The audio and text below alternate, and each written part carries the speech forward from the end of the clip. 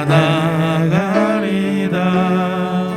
주님 뜻이 아니면 내가 멈춰서리다. 나의 가고 서는 것 주님 뜻에 있으니 오 주님 나를 이끄소서. 주님 말씀하시면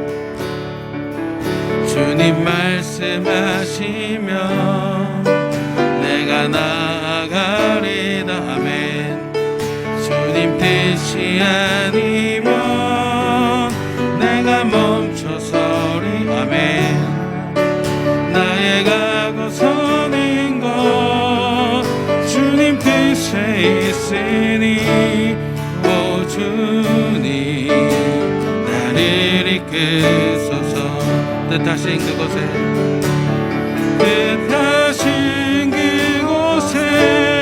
나 있기 원합니다.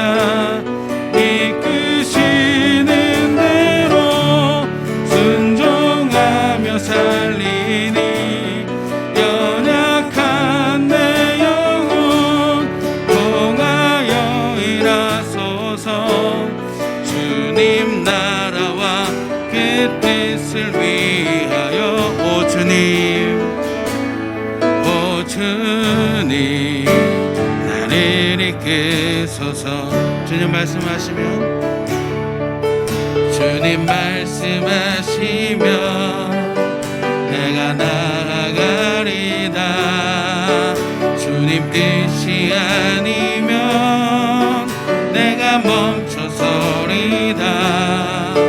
나의 가고 서는 것 주님 뜻에 있으니 오 주님 나를 이끄소서. 뜻하신 그곳에 나 있기 원합니다.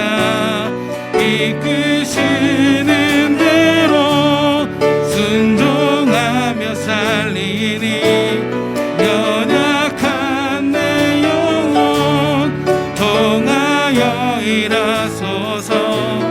주님 나라와 그 뜻을 위하여 뜻하신 그곳에 나 있기 원합니다. 이끄시는 대로 순종하며 살리니 연약한 내 영혼 통하여 일하소서. 주님 나라와 그 뜻을 위하여 오 주님 나를 이끄소서. 오 주님 나를 이끄소서. 오 주님 나를 이끄소서. 아멘. 참 좋으신 사랑의 하나님 감사드립니다. 오늘도 함께 하시면서 예배를 드리게 하심을 감사드립니다.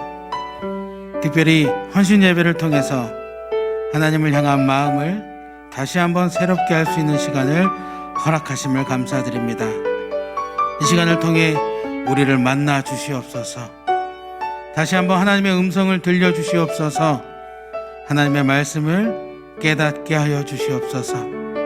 그리하여 하나님으로 새로워지고 하나님을 기쁘시게 하는 하나님 백성으로 살아가도록 함께하여 주시옵소서.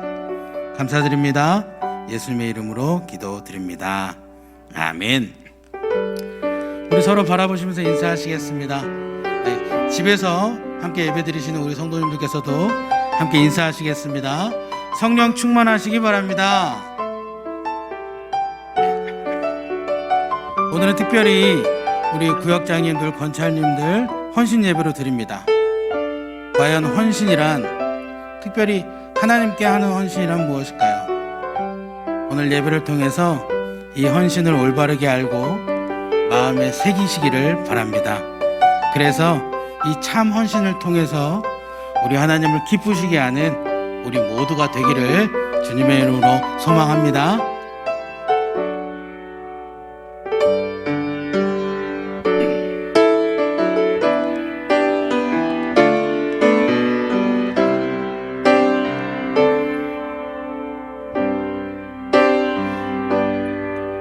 내 눈 주의 영광을 보네. 우리 가운데 계신 주님, 그 빛난 영광 온 하늘 덮고, 그 찬송 온 땅 가득해. 내 눈 주의 영광을 보네. 찬송 가운데 서신 주님, 주님의 얼굴은 온 세상 향하네. 권능의 팔을 드셨네.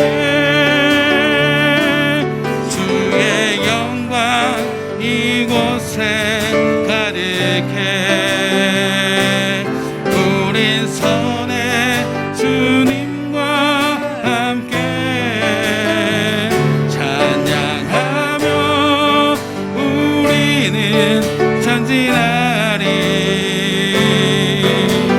모든 열방 주 볼 때까지. 내 눈 주의 영광을 보네. 우리 가운데 계신 주님, 그 빛난 영광 온 하늘 덮고, 그 찬송 온 땅 가득해. 내 눈 주의 영광을 보네. 찬송 가운데 서신 주님,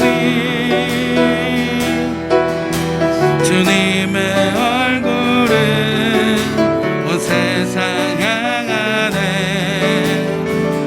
권능의 팔을 드셨네. 주의 영광 이곳에 가득해. 우린 선의 주님과 함께 찬양하며 우리는 전진하리.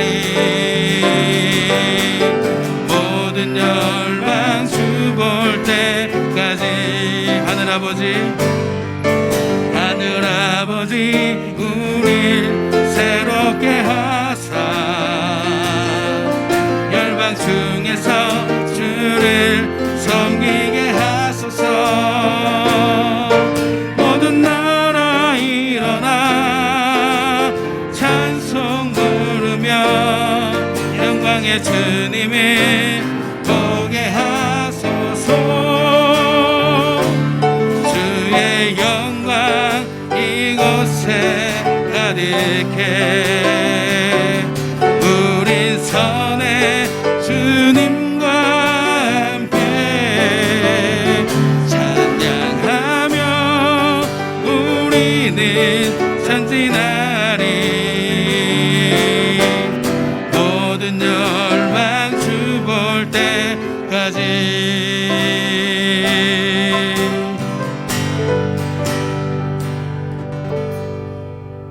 하나 둘 셋 넷. 이 눈에 아무 증거 아니 배워도 믿음만을 가지고서 내를 걸으며, 이 귀에 아무 소리 아니 들려도 하나님의 약속 위에 서리. 아멘. 걸어가세 믿음 위에 섰어. 나가세 나가세 의심 버리고. 걸어가세 믿음 위에 섰어. 눈과 귀에 아무 증거 없어도 이 눈이 보기에는 어떠하든지 이미 얻은 증거대로 늘 믿으며 이 맘에 의심 없이 살아갈 때에 우리 소원 주 안에서 이루 아멘. 걸어가세 믿음 위에 섰어 나가세 나가세 의심 버리고 걸어가세 믿음 위에 섰어 눈과 귀에 아무 증거 없어도 주님의 거룩함을 두고 맹세한 주 하나님 아버지는 참 이쁘다. 귀한 모든 약속 믿는 자에게 능치 못할 무슨 일이 있을까.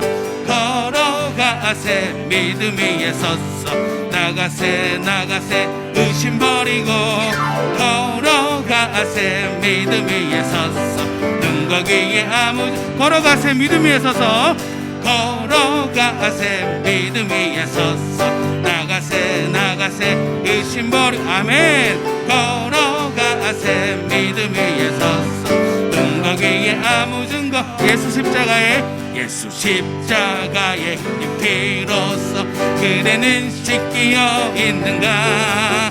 더러운 죄 이게 하는 능력 그대는 참으지 않은가. 예수의 보혈로 그대는 씻기어 아멘. 마음속에 여러가지 죄악이 깨끗이 씻기어 있는가. 주 예수와 밤낮으로 늘 함께 그대는 행동을 하는가. 아무 때나 어디서나 그대는 십자가 붙들고 있는가. 예수의 보혈로 그대는 씻기어 있는가. 마음속에 여러가지 죄악이 깨끗이 씻기어 있는가. 주님 예수 다시 때 그대는 영접할 예복이 있는가. 그대 몸은 거룩한 곳 천국에 들어갈 준비가 됐는가. 예수의 보혈로 그대는 씻기어 있는가. 마음속에 여러가지 죄악이 깨끗이 씻기어 있는가. 모든 죄에 더러워진 예복을 주 앞에 지금 다 벗어서 샘물같이 솟아나는 보혈로 눈보다 너희의 씻으라. 예수의 보혈로 그대는 씻기어 있는가. 마음속에 여러가지 죄악이 깨끗이 씻기어 있는가. 예수의 보혈로 예수의 보혈로 그대는 씻기어 있는가. 마음속에 여러가지 죄악이 깨끗이 씻기어 있는가. 우리 주님께 영광의 박수 드리겠습니다. 아멘.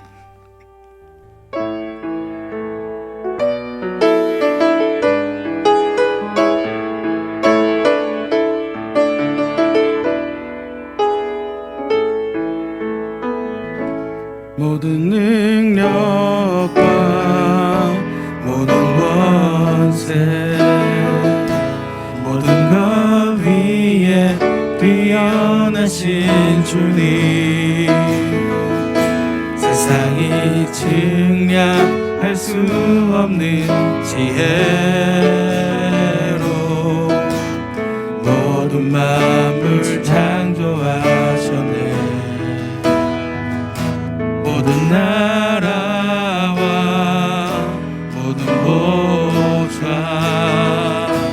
이 세상 모든 영이로움보다 이 세상 모든 값진 보물보다 더욱 귀하신 나의 주님. 십자가 고통당하사 버림받고 외면당하셨네. 짓밟힌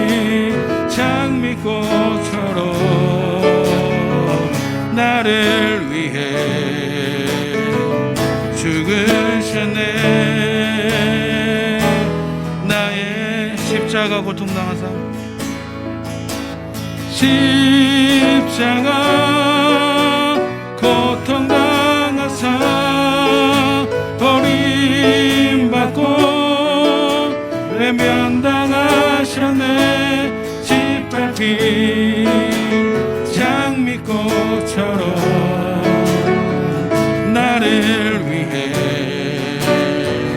죽으셨네. 나의 십자가 고통당하사 십자가 고통당하사 버림받고 외면당하셨네. 짓밟힌 장미꽃처럼 나를 위해 죽으셨네. 나의 한 번 더 십자가 고통당하사 십자가 고통당하사 버림받고 외면당하셨네. 짓밟힌 장미꽃처럼 나를 위해 죽으셨네. 나의 주. 우리 시간 함께 기도하시겠습니다. 특별히 이 사순절 기간을 통해서 하나님의 은혜에 더욱 감사하고 예수 그리스도의 십자가 보혈 사랑에 더 감사하겠다고 기도하시겠습니다. 그리고 그 감사하신 하나님께 온전히 헌신하겠다고 기도하시겠습니다. 예배하는 그 자리 제가 가겠습니다. 복음 전하는 그 자리 제가 있도록 하겠습니다. 기도하는 자리 항상 지키도록 하겠습니다. 하나님께 영광 들리는 자리 언제나 그 자리에 있겠습니다. 우리 이 시간 이 사순절 기간을 통해서 아버지의 은혜를 더 감사하고 또 하나님 앞에 온전히 헌신하겠다고 우리 함께 기도하시겠습니다. 아버지 하나님 감사드립니다. 하나님의 백성으로 살아가게 하심을 감사드립니다. 아버지께서 우리를 불러주심을 감사드립니다. 우리를 너무나 사랑하여 주셔서 이 땅에서 하나님 죄 지은 자로 살아갈 수밖에 없는데 아버지께서 하나밖에 없는 아들 예수 그리스도를 보내주셨습니다. 우리를 너무나 사랑하여 주셔서 그 예수님께서는 십자가의 모진 고난의 길을 다 알면서도 이 세상에 오셨습니다. 아버지 하나님 이 사순절을 보내면서 더 하나님과 더 예수 그리스도의 그 보혈 사랑에 더 감사할 수 있는 우리가 될 수 있도록 인도하여 주시옵소서. 언제나 아버지 말씀 앞에 깨어있게 하여 주시옵고 하나님의 은혜 앞에 깨어있게 하여 주시옵고 예수 그리스도의 십자가 보혈 사랑에 언제나 우리가 기쁨으로 감사함으로 항상 아버지 앞에 있는 아버지의 백성 될 수 있게 하여 주시옵소서. 이제는 우리가 아버지 앞에 감사함을 말하면서 언제나 하나님 앞에 헌신하겠다고 고백합니다. 아버지 하나님 예배하는 그 자리에 언제나 가도록 하겠습니다. 이 예배의 자리를 지키도록 하겠습니다. 아버지께서 우리에게 말씀하신 대로 복음을 전하라고 하셨는데 그 복음 전하는 자리에 제가 앞장서도록 하겠습니다. 기도하는 자리를 언제나 지키면서 항상 하나님께 영광 돌리며 살아가도록 하겠습니다. 언제나 아버지께서 원하시는 그 삶의 모습을 잊지 않고 살아가는 아버지 백성 될 수 있게 하여 주시옵소서.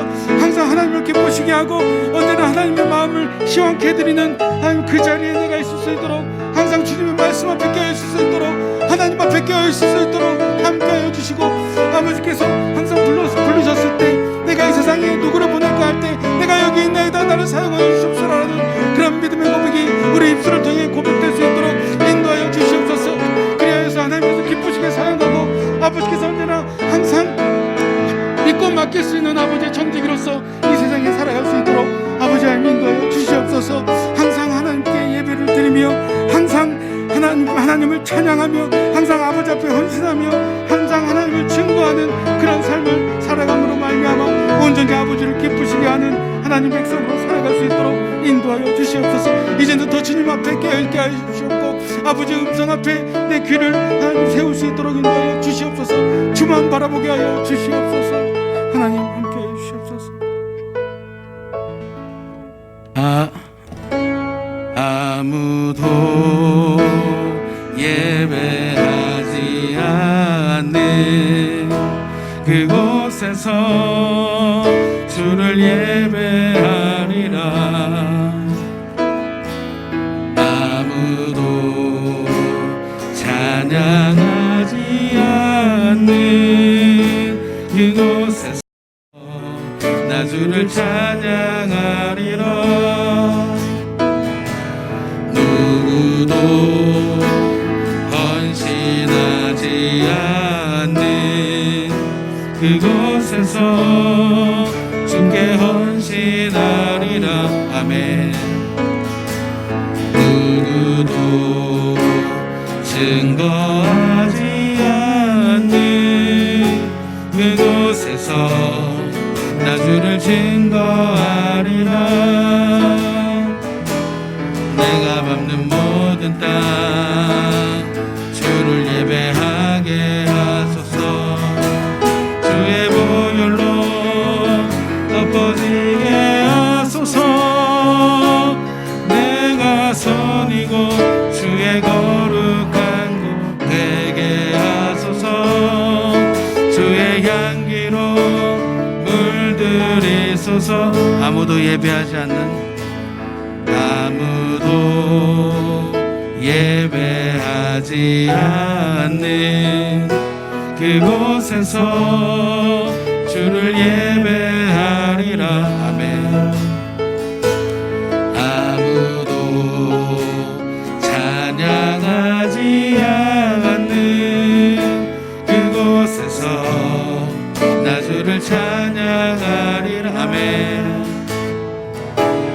누구도 헌신하지 않는 그곳에서 주께 헌신하리라. 아멘. 누구도 증거하지 않는 그곳에서 나 주를 증거. 아멘. 내가 밟는 모든 땅 주를 예배하게 하소서. 주의 보혈로 덮어지게 하소서. 내가 선이고 주의 거룩한 곳 되게 하소서. 주의 향기로 물든 내가 밟는 모든 땅 내가 밟는 모든 땅 주를 예배하게 하소서. 주의 보혈로 덮어지게 하소서.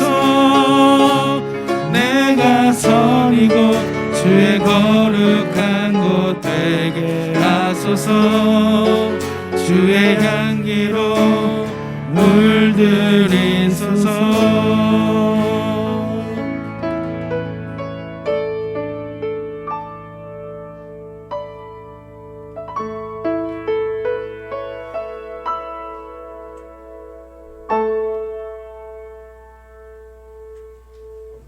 저희들의 생명이시며 소망 되시는 하나님 아버지, 전능하신 주님께 영광을 돌립니다.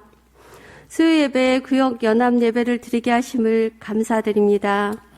항상 우리에게 사랑과 은혜를 베풀어 주시는 하나님, 주님의 말씀을 사모하여 주님 앞에 모인 저희들을 이 시간 주님이 자비로운 날개 아래 보호하여 주시옵소서. 사랑의 하나님, 코로나19로 인하여 저희들 모이지도 못하고 만나지도 못하고 안타깝게 예배를 드리지도 못하였습니다. 새해에는 영상으로 구역 예배를 드리려고 준비하고 있습니다. 함께 협력하여 말씀과 교제로 모든 구역이 하나님께 영광 돌리게 하옵소서. 그리하여 더욱 교회가 부흥하고 모든 교우들이 하나님께 나아가는 시간 되게 하옵소서. 2021년 올 한 해에도 모든 성도들이 화합하여 각 가정과 교회에서 주님 맡겨주신 소금과 빛의 직분을 충분히 감당하여 세상에 구원하는 일에 앞장서는 증인이 되게 하옵소서. 사랑의 하나님, 오늘 이 시간에는 주님 십자가 앞에 두 손 들고 아픔을 호소하는 성도들을 불쌍히 여기시고 치료해 주시기를 원합니다. 상처받은 영혼들이 있다면 위로해 주시고 계획하는 모든 일이 주님의 영광을 드러나게 하옵소서. 하나님 아버지, 우리 일산영목교회 간절히 기도하길 원합니다. 우리 교회가 성령님과 동역하는 교회 되기를 원하며 성령은 기름 부으심이 있는 예배와 기도와 말씀대로 살기를 실천하는 교회로 쓰임받게 하옵소서. 하나님 아버지, 말씀을 선포하시는 목사님, 성령께서 붙잡아 주셔서 피곤치 않게 하시고 능력을 말씀이 전해지게 하옵소서. 그리하여 예배에 참석한 모든 성도들과 영상으로 드리는 모든 성도들이 회복과 고침을 받는 은혜의 시간 되게 하옵소서. 이 모든 말씀 우리를 구원해 주신 예수님의 이름으로 기도드립니다. 아멘.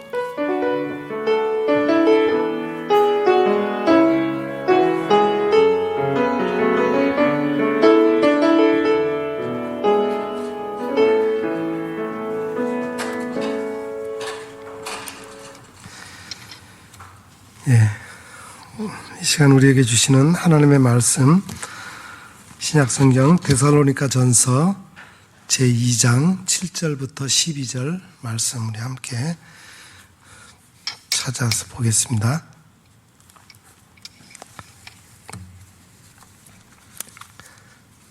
신약성경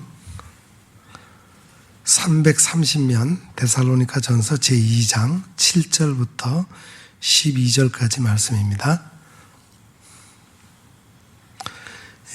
저 한 절씩 교독하겠습니다. 제가 먼저 7절을 읽겠습니다. 우리는 그리스도의 사도로서 마땅히 권위를 주장할 수 있으나 도리어 너희 가운데서 유순한 자가 되어 유모가 자기 자녀를 기름과 같이 하였으니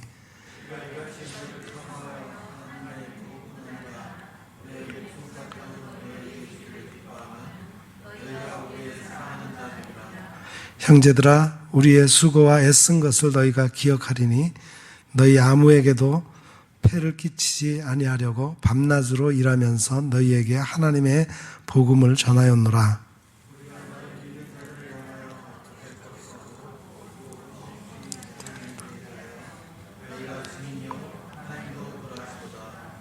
너희도 아는 바와 같이 우리가 너희 각 사람에게 아버지가 자기 자녀에게 하듯 권면하고 위로하고 경계하노니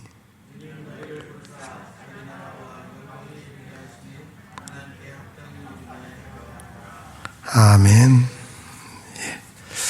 이제 구역장님들 나와서 찬양하겠습니다. 오늘 구역 권찰의 헌신 예배이기 때문에 우리 구역장님들이 찬양을 준비했습니다.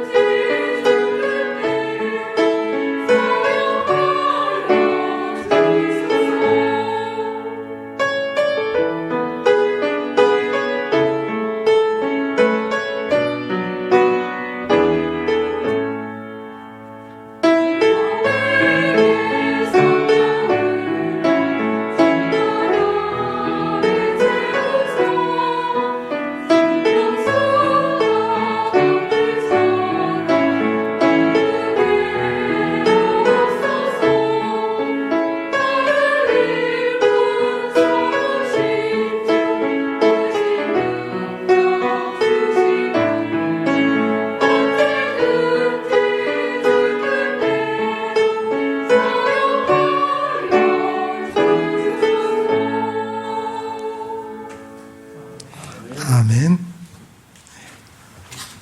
감사합니다. 새해 들어서 처음으로 헌신 예배를 드리게 되었는데 제일 먼저 우리 구역 권찰에 헌신 예배를 드리게 되었습니다. 구역은 교회를 이루는 가장 기본적인 세포와 같은 조직으로 구역이 활발하게 움직여야 교회가 활력이 있게 되고 건강하게 하나님이 맡겨주신 사명을 잘 이루어 나가는 교회가 될 수 있습니다. 그런데 구역이 활성화되려면 구역을 잘 이끌어가는 구역장과 구역장을 돕고 보조하는 권찰이 철저한 사명감을 갖고 헌신해야 됩니다. 따라서 오늘 헌신 예배를 드리는 의의를 구역장님들과 권찰님들이 온전한 헌신을 다짐하는 것에 두어야 하겠습니다. 구역제도의 성서적 배경을 먼저 한번 살펴보겠습니다. 구약 성서에 나타난 구역의 개념으로 볼 수 있는 것은 출애굽 이스라엘의 광야교회에서 찾아볼 수 있습니다. 출애굽 당시 이스라엘은 장정만 60만에 이르고 어린아이와 부녀자까지 다 합치면은 한 200만 명 정도를 헤아린 그런 아주 커다란 무리였습니다. 그런데 무리 중에 연일 발생하는 민사, 형사, 신앙 문제 등 모든 일을 모세 혼자서 그것을 처리하기란 여간 힘든 일이 아니었어요. 이런 모세의 상황을 보면서 그의 장인 이드로가 나타나 모세에게 제안을 합니다. 내가 이렇게 하는 것은 옳지 못하다. 필경 너의 기력이 쇠하리니 이 일이 내게 너무 중하기 때문이다. 그러면서 말하기를 너는 온 백성 가운데 능력 있는 사람들 곧 하나님을 두려워하며 진실하고 불의한 이익을 미워하는 자를 살펴서 백성 위에 세워서 1000부장과 100부장과 50부장과 10부장을 삼아 그들이 때를 따라 백성을 재판하게 하라.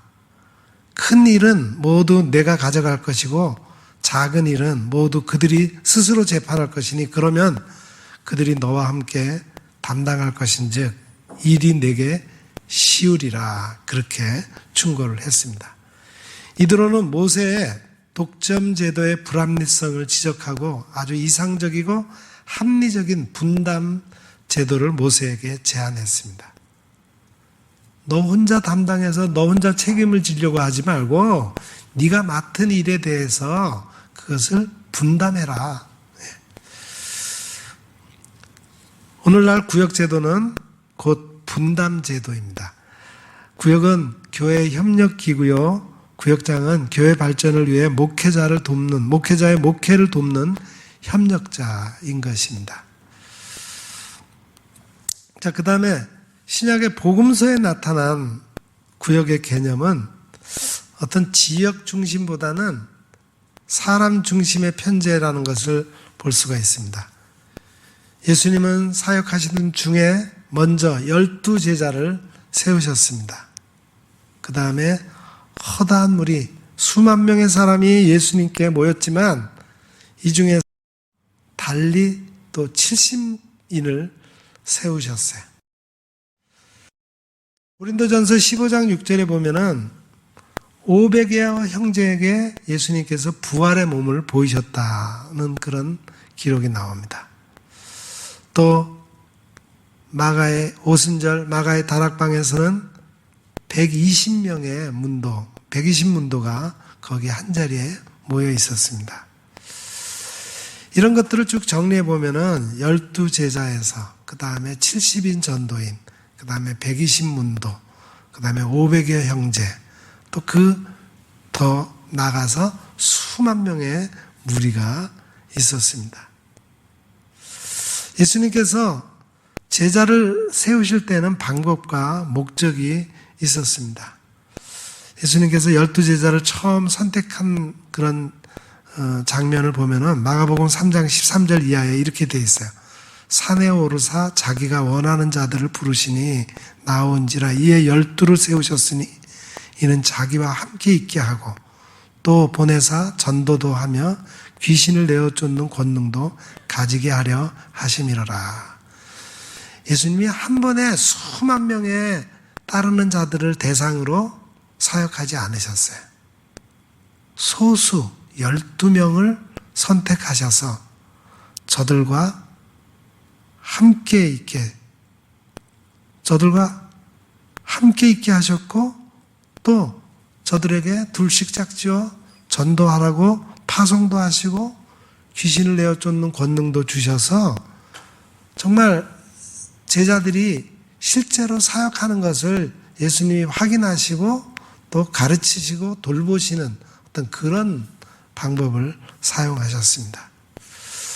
여기에서 우리가 오늘날 구역에다가 적용할 수 있는 것은, 구역은 최소의 인원이 모여서 교제하고 예수님의 제자로 훈련받는 그런 조직이다 하는 것을 우리가 여기서 이렇게 도출해낼 수가 있을 것입니다.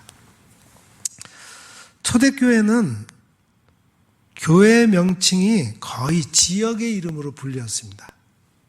그래서 주요한 교회들이 에베소 교회, 또 서모나 교회, 고린도 교회, 데살로니가 교회, 안디옥 교회, 그 지명의 이름을 따라서 교회의 이름을 붙였습니다. 한편 지역과 더불어서 사람을 중심한 편성도 있습니다. 바울이 디모데후서 2장 2절에서 디모데에게 뭐라 그러냐면은, 내가 많은 증인들 앞에서 내게 들은 바를 충성된 사람들에게 부탁하고 그들은 또 다른 사람들을 가르칠 수 있도록 하라, 그렇게 했어요. 그러니까 배운 바를 그대로 다른 사람에게 가르칠 수 있는 어떤 그런 시스템을 만들도록 바울이 디모데에게 부탁한 것을 볼 수가 있습니다. 또 사도행전 9장에 보면은, 그리하여 온 유대와 갈릴리와 사마리아 교회가 평안하여 든든히 서가고 주를 경외함과 성령의 위로로 진행하여 수가 더 많아지니라.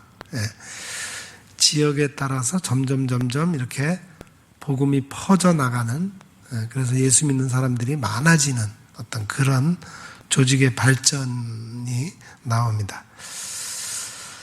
초대교회 구역의 개념은 복음서에서 나타났던 인물 중심에서 지역교회 중심으로 바뀌어가고 있었다는 겁니다.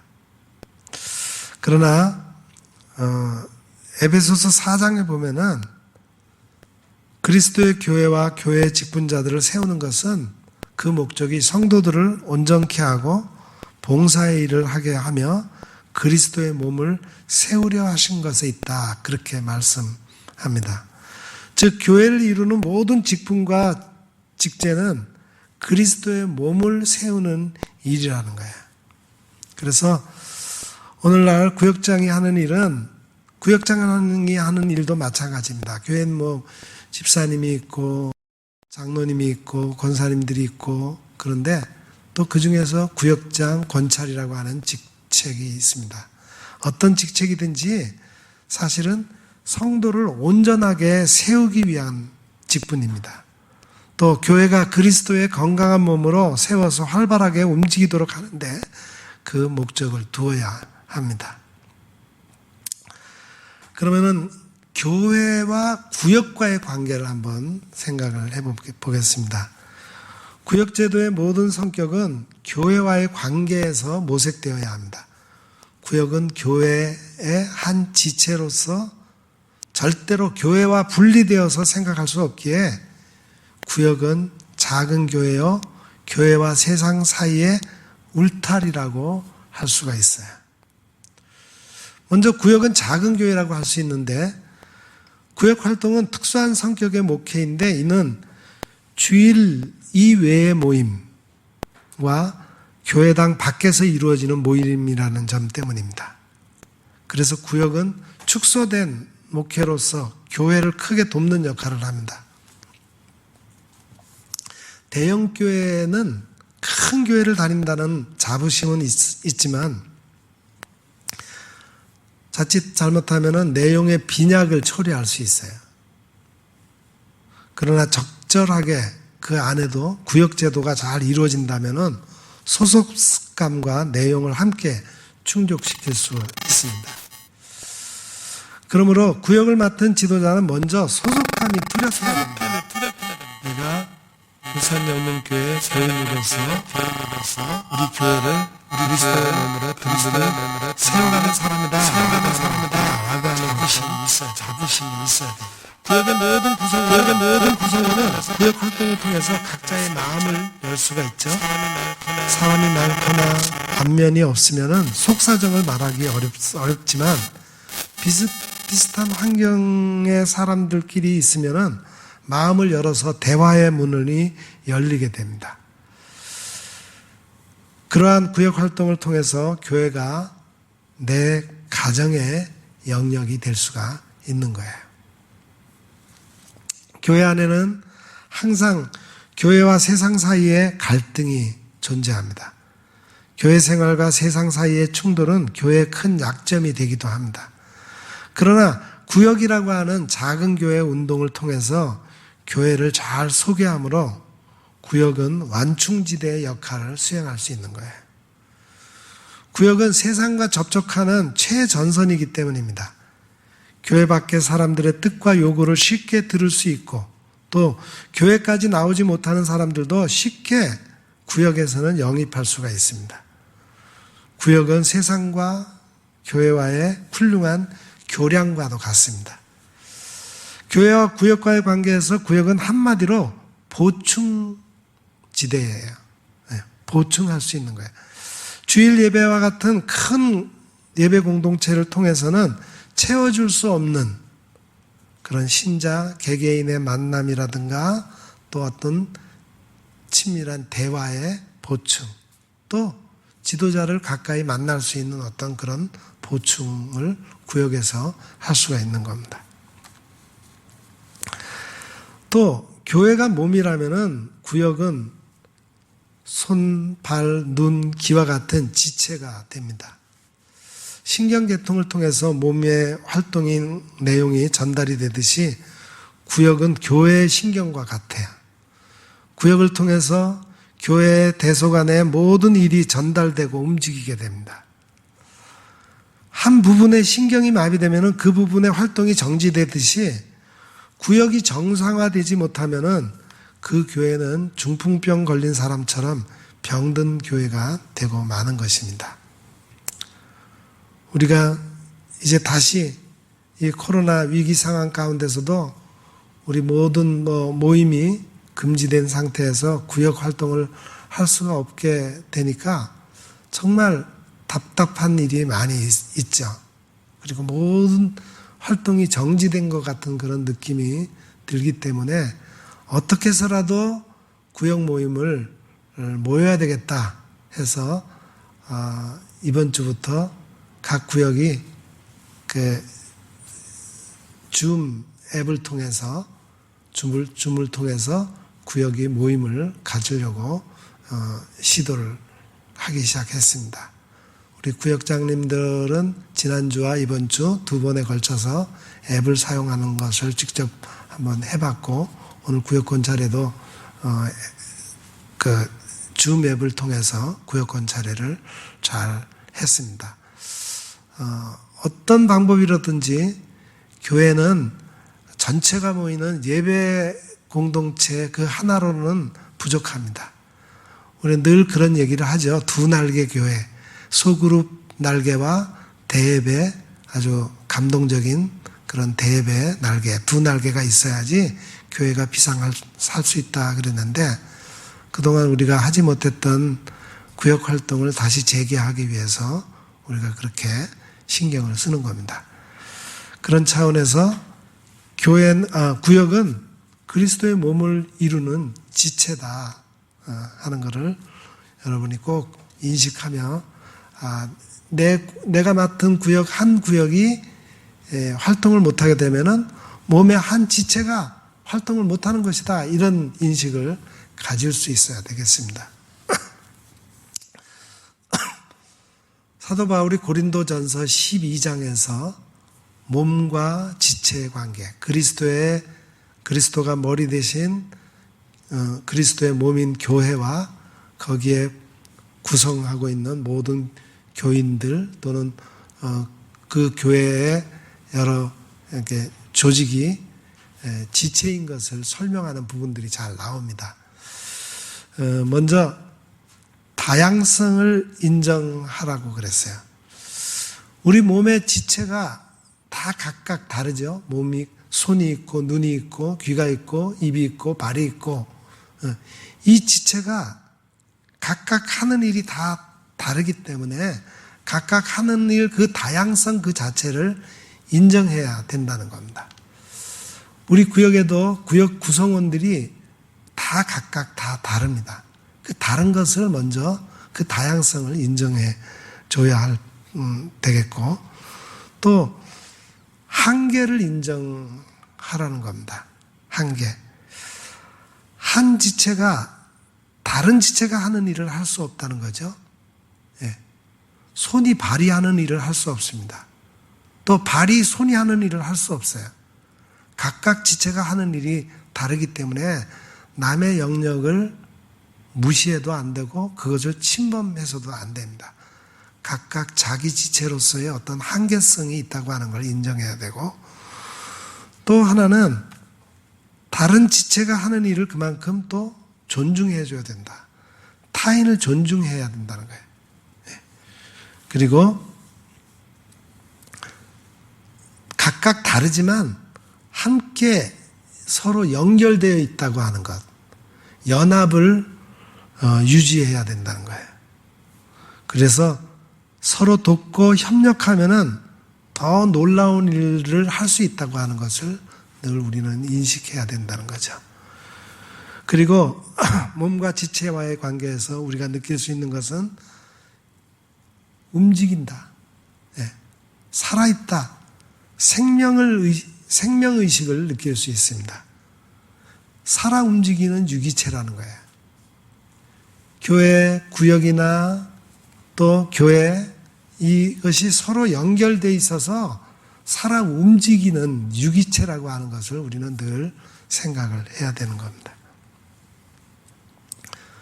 그래서 또 한 가지는 구역은 교회의 울타리라고 볼 수 있어요. 구역은 교회의 밭과 같습니다. 성경은 복음 운동을 종종 농부와 밭에다 비유하고 있죠. 농부가 텃밭에 씨를 뿌리고 곡식을 가꾸듯이 구역이란 그 교회가 소유하고 있는 농토가 됩니다. 농부가 자기 소유의 밭에 강한 애착을 가지고 힘써 씨를 뿌리고 가꾸듯이 교회도 구역을 통해서 많은 영혼을 주께로 인도해야 합니다. 그러므로 교회 구역 제도는 교회의 울타리 확장 운동이라고 말할 수 있어요.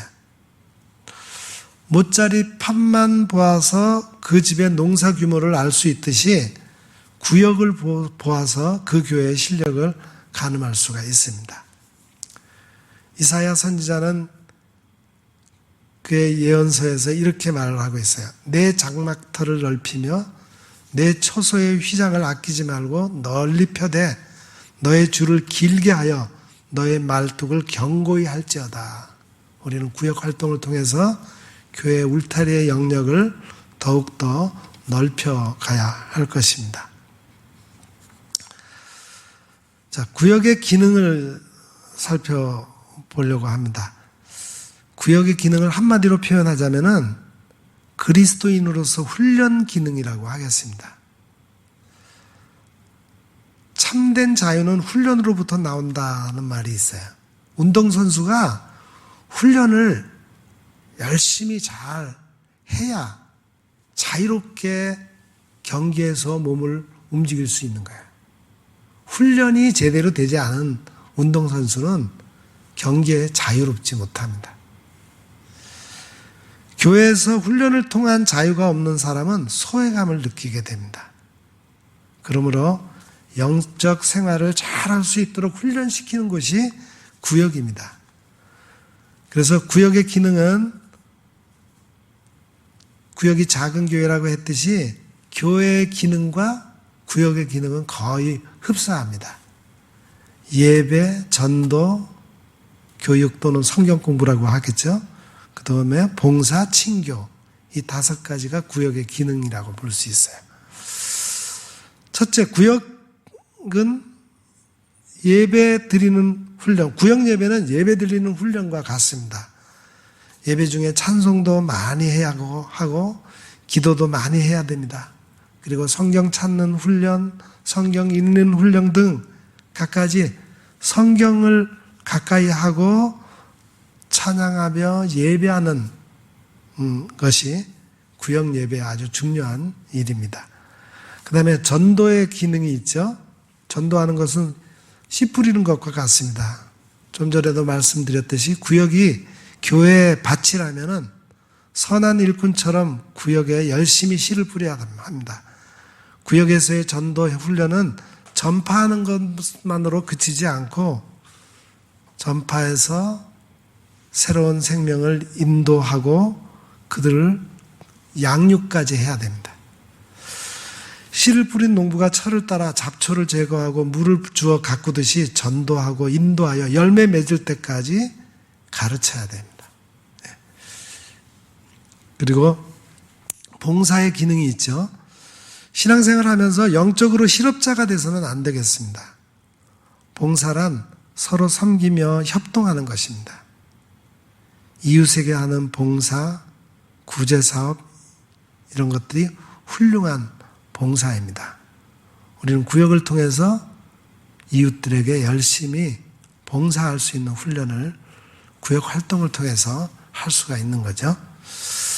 그 다음에 또 한 가지 기능은 아주 중요한 기능, 우리 뭐 어떻게 보면은 구역의 가장 큰 기능이라고 할 수 있는데 친교, 교제라고 말할 수 있는 서로 사귀는 그런 기능입니다. 예수님께서는 제자들의 발을 씻어주시면서 제자들에게도 서로 발을 씻어줄 것을 명령하셨습니다. 성도 간의 교제와 발 씻어주는 일은 구역에서 해야 됩니다. 서로의 간증을 통해서 세상을 향하려고 하는 유혹을 좌절시킬 힘을 얻게 되고 탐심을 유산시키는 경험을 가지게 됩니다. 이런 것들이 서로의 발을 씻는 것이 되는 겁니다.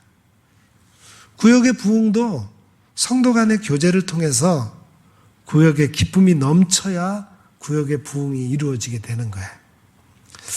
여기서 교제는 세상에서는 경험해 보지 못하는 새로운 교제를 말합니다.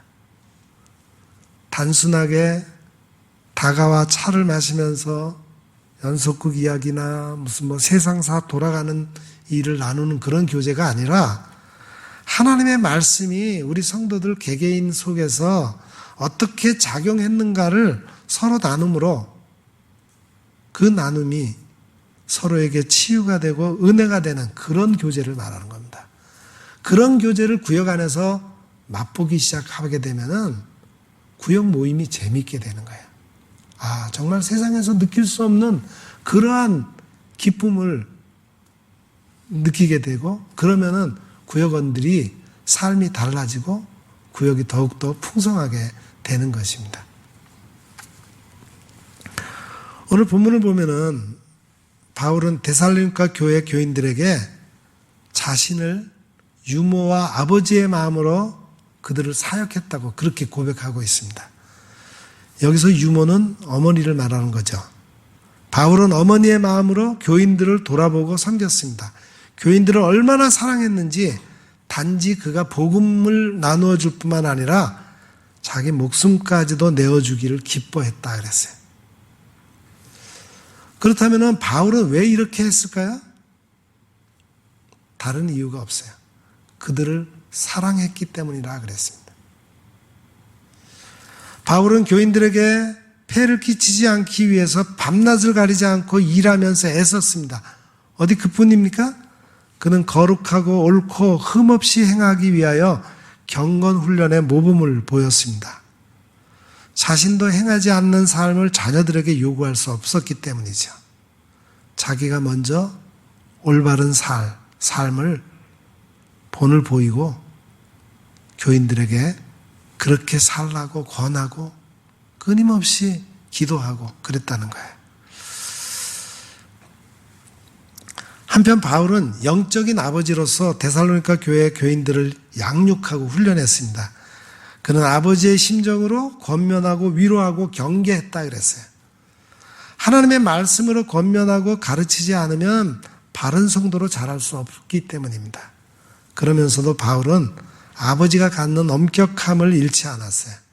만약 자식이 잘못된 길을 가는데도 그냥 방치해 둔다면은 그것은 아버지가 아니고 자식이 아니라는 증거이기 때문입니다. 교회 성장의 중요한 요소 가운데 하나는 구역 활동입니다. 구역 활동을 통해서 목회자 혼자 감당할 수 없는 목회적인 돌봄을 평신도와 분담하게 됩니다.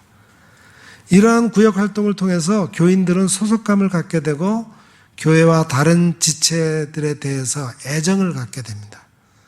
구역이라고 하는 소그룹을 통해서 구체적으로 봉사하게 되고 지체 간의 사랑과 섬김을 경험하게 됩니다. 구역 활동을 통해서 교인들은 친밀한 교제를 회복하게 됩니다. 그런데 이렇게 중요한 구역 활동의 원동력은 구역장님들에게 달려 있어요. 구역장의 활동 범주와 역할에 따라서 구역의 사활이 걸려 있습니다. 그렇다면 구역장이 갖춰야 될 자질은 무엇인가? 먼저 인격적 자질이 있어야 합니다. 사람을 좋아하고, 사람에 대한 애정이 있어야 돼요. 하나님이 나를 사랑하셨듯이 하나님이 저 사람도 사랑하셨구나 하는 어떤 그런 인식이 먼저 있어야 됩니다. 그래서 사람을 좋아해야 돼요. 그리고 나를 주장하기보다는 섬기기를 즐겨하며 긍정적인 말과 사고를 가진 사람이어야 됩니다. 구역장으로 갖춰야 인격적인 자질입니다. 또 영적인 자질이 있어야 돼요. 영적인 분별력이 있어야 하고 늘 말씀의 풍성이 거해야 합니다. 계속해서 배우고 훈련받으며 소명감과 사명감이 있어서 영혼을 안고 눈물을 흘리며 기도할 수 있는 자, 무엇보다도 하나님을 더 많이 사랑하는 자여야 합니다. 그리고 또 한 가지 사역적인 자질이 있어야 돼요. 사람들을 다룰 수 있는 리더십이 있어야 하고 또 신방과 상담에 유능해야 하며 예배 인도에 대한 원숙함도 있어야 됩니다. 이런 자질을 한마디로 축약한다면은 오늘 본문의 사도 바울처럼 부모의 심령이 되어야 하는 겁니다. 자녀를 기르는 어머니처럼 자녀에게 권면하고 위로해주는 아버지처럼 구역 식구들을 살피고 양육하는 그런 구역장이 되어야 합니다. 구역장은 구역 활성화를 위해 세심한 노력을 기울이지 않으면 안 됩니다. 그러기 위해서는 구역장이 감당해야 할 사역들이 있습니다. 크게 몇 가지를 제가 정리해서 말씀을 드리겠습니다. 오늘은 설교라기보다도 그냥 구역장님, 권사님들 교육하는 교육 차원의 어떤 그런 시간이 되겠는데, 먼저 구역의 행정관리가 있습니다.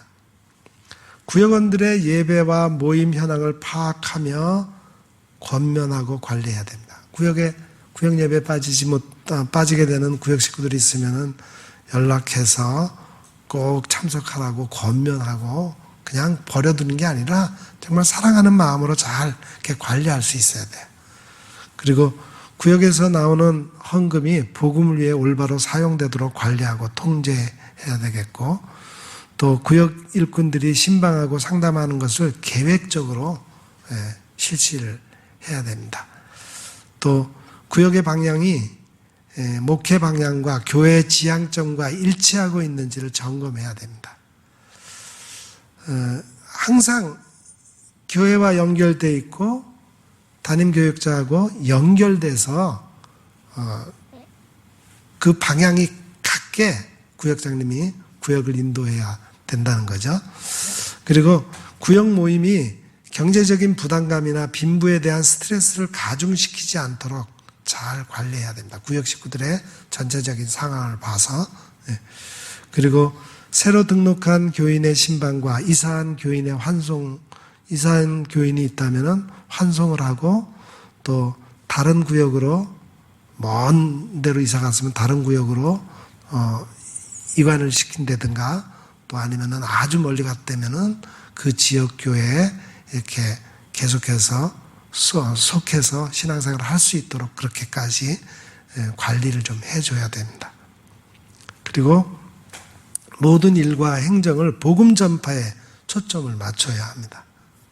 그리고 교회 제반 행사와 보조를 같이 맞춰가야 하겠습니다.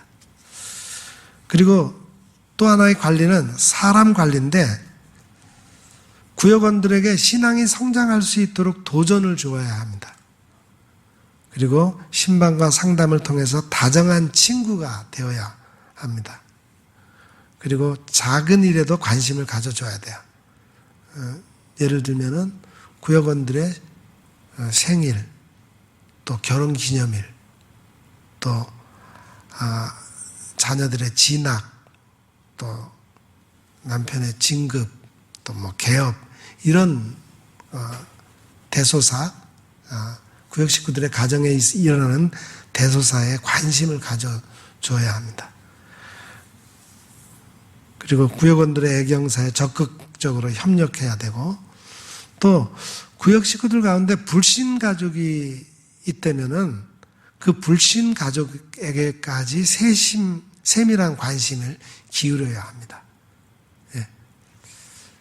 부인은 우리 교회를 열심히 잘 나오는데 남편이 믿지 않는 경우에 믿지 않는 남편에 대해서도 구역장님이 관심을 좀 가지고 있어야 됩니다.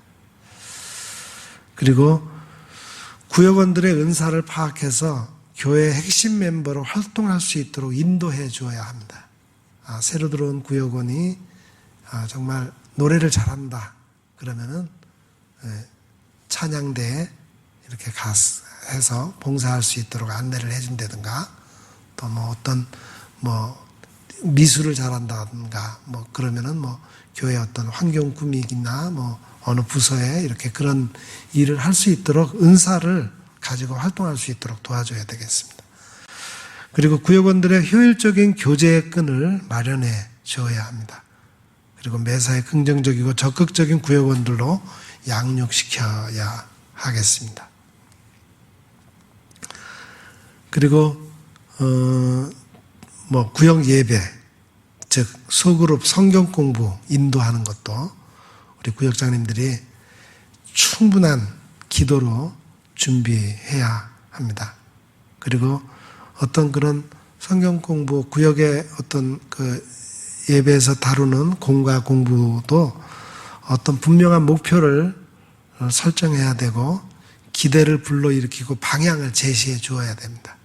한 단계 한 단계 개인적으로 말씀을 묵상할 수 있는 방법이라든가 그 묵상한 말씀을 적용해서 서로 나누는 방법이라든가 그래가지고 좀 구역 식구들이 영적으로 한 단계 한 단계 성장하는 것을 인도하고 또 성장된 것을 또 구역 식구들끼리 서로 확인시켜 줄 때 내가 이렇게 됐구나 확인받고 더욱더 그 가운데 기쁨을 신앙생활의 재미와 기쁨을 누릴 수 있는 거죠. 그런 거를 잘 만들어줘야 한다는 겁니다. 그리고 요즘은 뭐 거의 다 일방적인 성경 공부 안 하죠. 전부 다 이렇게 서로 느낌을 말할 수 있도록 그런 많은 사람들이 많은 구역 식구들이 같이 그 공부하는데 자기의 어떤 그런 느낌이나 의견을 말할 수 있도록 그렇게 분위기를 만들어줘야 돼서 그냥 뭐 이게 딱 질문해서 정답이 이거다 정답 제시형의 공부가 되지 않고 좋은 질문을 많이 개발해서 많이 서로 말씀을 서로 나눌 수 있는 그런 계통의 그런 분위기의 성경 공부를 인도할 수 있도록 우리 구역장님들이 신경을 좀 많이 써야 하겠습니다. 또 한 가지는 역할 분담인데 구역장과 권찰의 역할이 다르죠. 구역장은 구역원들을 신방하고 상담하고 구역 예배를 인도합니다. 또 구역원들의 영적 상태를 파악하고 성장할 수 있도록 적절한 도움을 주고 또 담당 교역자와 긴밀한 유대 관계를 갖는 것이 구역장의 역할입니다. 권찰은 구역장의 일을 보좌하는 것인데 구역 모임의 날짜와 장소를 미리 구역원들에게 연락한다든지 또 구역원들의 동태에 대해서 재반 사항을 재빠르게 정확하게 파악해서 구역장에게 보고하는 것들, 그걸 권찰이 해야 할 일입니다. 구역장님들이 구역의 권찰님하고 의논하셔가지고 그렇게 역할을 분담해서 서로 협력해서 구역을 잘 이끌어갈 수 있도록 그렇게 해주시면 되겠습니다. 구역장의 직무를 감당하는 것은 쉽지 않습니다. 그러나 구역장이 자신의 사명을 잘 감당할 때 개인적으로는 말할 수 없는 보람과 기쁨을 맛보게 될 것이고 그것은 교회를 부흥시키는 일이며 하나님으로부터 상급을 풍성히 받을 수 있는 일인 것입니다. 구역장은 구역의 재반 일을 돌보는 책임자입니다. 또 구역장은 구역의 지도자이며 구역의 목자입니다. 적어도 작은 목회를 하는 목회자와 같은 거예요. 그러기에 구역장은 교인들을 잘 준비시켜서 섬기는 일을 효과적으로 감당할 수 있도록 해야 되고 교회의 다양한 일꾼들을 길러내야 합니다. 구역원들로 하여금 구령의 열정을 갖고 전도할 수 있게 해야 됩니다. 또 구역이 활성화될 때 그리스도의 몸인 교회는 온전하게 세워지게 됩니다. 직분을 맡은 자는 자신이 맡은 사역을 성실하게 잘 감당해야 합니다. 직분을 맡아놓고 자기 역할을 감당하지 못한다면 다른 지체들을 불편하게 하는 일이요 목회자의 힘을 빼는 일이며 하나님께 죄를 범하는 일입니다. 그러기에 사도 바울은 맡은 자들에게 구할 것은 충성이니라 그렇게 말씀했습니다. 공동체 생활을 위해서는 짊어져야 할 짐이 있습니다.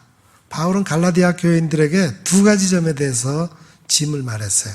먼저는 각자가 부담해야 할 짐입니다. 각각 자기의 짐을 질 것이라 그랬어요. 이 짐은 혼자서 짊어질 수 있는 정도의 짐꾸러미를 말하는 겁니다. 마치 우리가 등에 메고 다니는 배낭과 같은 짐을 말하는 거예요. 자신이 짊어질 수 있는 짐은 스스로 감당해야지 그렇지 않으면 다른 사람들에게 피해를 줍니다. 둘째 짐은 서로 져줘야 할 짐이 있습니다. 너희가 서로 짐을 지라. 그리하여 그리스도의 법을 성취하라. 그렇게 말씀했습니다. 이 짐은 혼자서 짊어지기에는 너무나 힘든 짐을 가리킵니다. 모든 교인들은 각각 자기가 해야 할 일을 감당해야 합니다. 그리고 그 일에 대해서 책임을 져야 돼요. 그러나 혼자 힘이나 혼자의 능력으로는 감당하기 힘든 무거운 짐은 서로 나누어져야 하는 겁니다. 그것이 주님이 말씀하신 사랑의 법을 성취하는 비결입니다. 히브리서 기자는 서로 돌아보아 사랑과 선행을 격려하며 모이기를 피하는 어떤 사람들의 습관과 같이 하지 말고 오직 권하여 그날이 가까움을 볼수록 더욱 그리하자 그랬습니다. 서로 돌보고 사랑과 선행을 격려하고 열심히 모여서 주님이 재림하시는 날이 가까울수록 더욱 그렇게 열심으로 일하자 그런 거죠. 또 바울은 그러므로 우리는 기회 있는 대로 모든 이에게 착한 일을 하되 더욱 믿음의 가정들에게 할지니라 그랬습니다. 믿는 가정들에게 더욱 착한 일을 하라는 겁니다. 구역 안에서 서로에게 착한 일을 해야 됩니다. 교회가 하나님의 영을 가진 살아있는 예수님의 몸인 이상 교회는 세포 조직의 형태로 존재하게 되며 세포 분열을 통해서 성장하게 됩니다. 그런데 예수님의 몸된 교회의 세포는 구역 조직을 말하는 겁니다. 일정한 지역에 5가정이나 혹은 7, 8가정을 한 단위로 구역이라는 세포가 조직이 됩니다. 이 구역이라는 세포는 예배와 친교, 봉사 등 자체 활동을 통해서 살아 움직이고 또 성장하게 됩니다. 교회의 단위 세포인 구역이 점점 자라나서 한 구역이 2구역, 3구역으로 배가 되어서 마침내 지역사회를 복음화하는 데까지 이르러야 합니다. 이와 같이 구역조직은 교회 성장에 아주 중요한 관건이 되는 겁니다. 그런데 구역의 여러 가지 문제는 인간의 힘만으로는 해결되지 않습니다. 오직 우리 안에 계신 성령의 운동력에 깊이 의존해야 됩니다. 구역장이나 권찰들은 예수님의 몸을 관리하는 중대한 책임이 있음을 자각하고 열심으로 구역을 성장시켜 주님 앞에 칭찬받는 청지기가 되어야 할 것입니다. 올해 우리 구역장님들, 권찰님들에게 맡겨주신 귀한 사명 잘 감당하여 우리 교회가 더욱더 주님 보시기에 아름답고 칭찬받는 그런 교회가 되기를 간절히 기원합니다. 네, 기도하겠습니다. 하나님 아버지 감사합니다.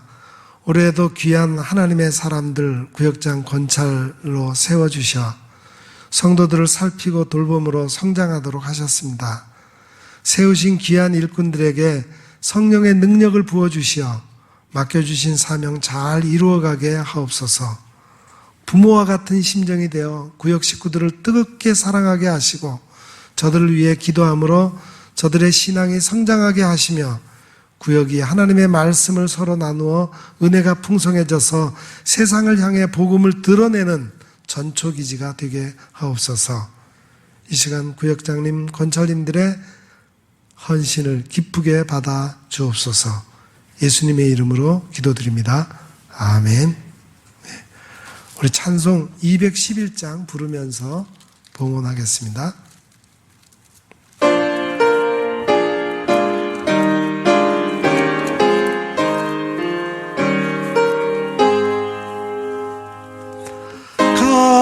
값비싼 양물을 주께 드리 악달라 마리아 본받아서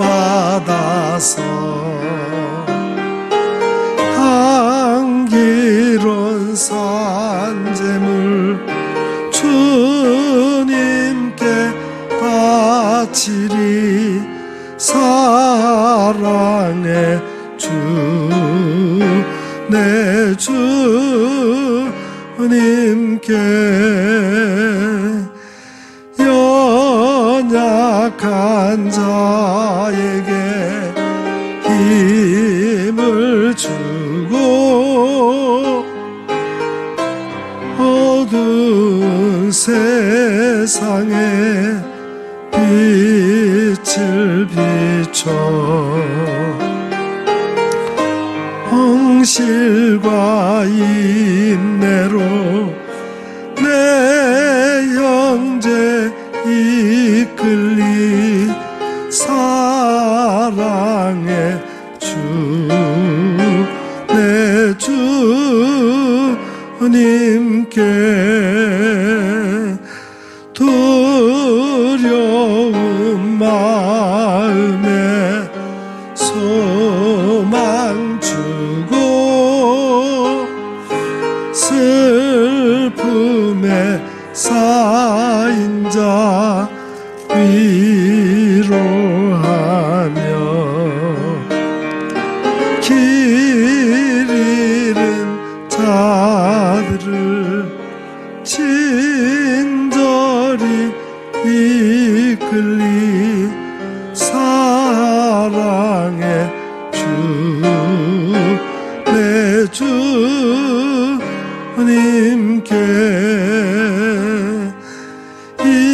인생의 방언이 깃들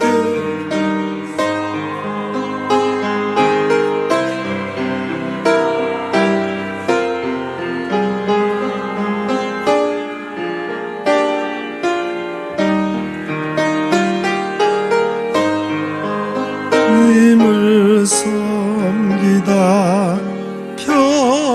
평안히 가리니 사랑의 내 주님께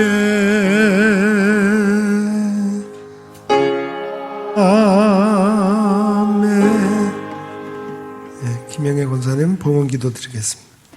살아계신 하나님 아버지, 올해 처음으로 구역 건찰의 헌신 예배를 드리게 하심을 감사드립니다. 말씀으로 다시금 힘을 주시고 또 생각할 시간들을 주셔서 감사합니다. 어려운 시기이지만 유순한 그 부모된 마음으로 서로를 감싸게 하여 주시고 또 수고와 애씀으로 기도함으로 또 살아있는 구역이 될 수 있도록 주님 인도해 주시기 원합니다. 그리하여 우리 교회 공동체가 지역이 점점 넓어지게 하여 주시고 또 하나님 앞에 헌신함으로 인해서 하나님의 몸을 세워가는 그런 구역이 될 수 있도록 도와주시옵소서. 주님의 사랑으로 연결되어 있음을 늘 의식하게 하시고 각자 구역원에게 주신 하나님의 그 뜻으로 말씀으로 성령으로 채워지게 도와주시기를 간절히 원합니다. 하나님께서 주신 말씀 따라 협력하여 움직이는 구역이 되어서 서로 돕는 그런 돕고 또 나누는 그런 성장된 구역이 될 수 있도록 하나님 늘 지켜주시고 성령의 인도함이 늘 떠나지 않게 도와주시옵소서. 주님께서 주신 물질을 드립니다. 적은 물질이지만 하나님 뜻 가운데 선하게 사용되어지게 하시고 주님의 말씀 안에서 서로 교제하며 서로 나누는 믿음의 사람들이 다 될 수 있도록 도와주시옵소서. 예수님의 이름으로 기도드립니다. 아멘. 예, 감사합니다.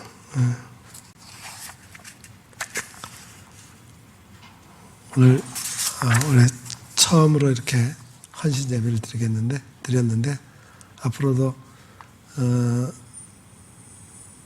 어떤 그 교회 학교 부서나 또 어떤 뭐 남성교회나 여전도회나 그 헌신 예배가 필요할 때는 이렇게 수요 예배를 통해서 헌신 예배를 좀 드릴까 합니다.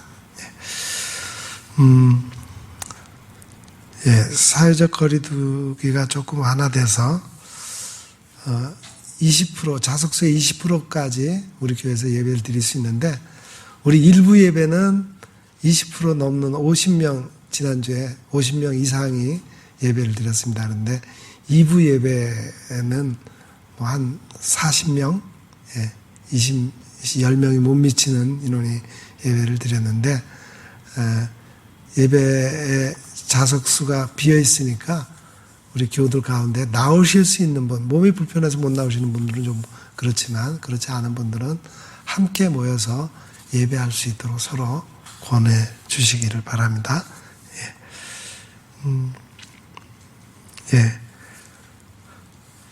줌 활용하는 게 좀 어려운 분들은 어려운 그 구역장님들 또 구역원들이 있으면은 우리 목사님들한테 전화하거나 그러면은 또는 한번 교회 방문하면은 직접 줌도 깔아드리고 또 어떻게 들어가고 어떻게 연결한다 그런 거 자세히 가르쳐 주니까 그렇게 하셔서 활발하게 좀 할 수 있기를 부탁을 드리겠습니다.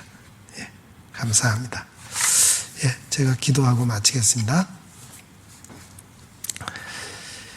이제는 우리 구주 예수 그리스도의 은혜와 우리 하나님 아버지의 크신 사랑하심과 성령님의 감화, 감동, 위로, 교통, 충만하심의 역사가 교회에 그리스도의 몸에 지체된 모든 구역을 정말 주님의 뜻대로 바르게 인도하기를 다짐하며 헌신을 다짐하는 여기 머리 숙인 구역장들, 권찰님들 위에와 또한 이 시간 함께 예배하며 하나님께 영광 돌리는 주님의 귀한 자녀들 머리머리 위에 또 저들의 가정과 저들의 생업과 우리 온 교회와 이 나라 이 민족 위에 영원 무궁토록 함께 하옵시기를 간절히 축원하옵나이다.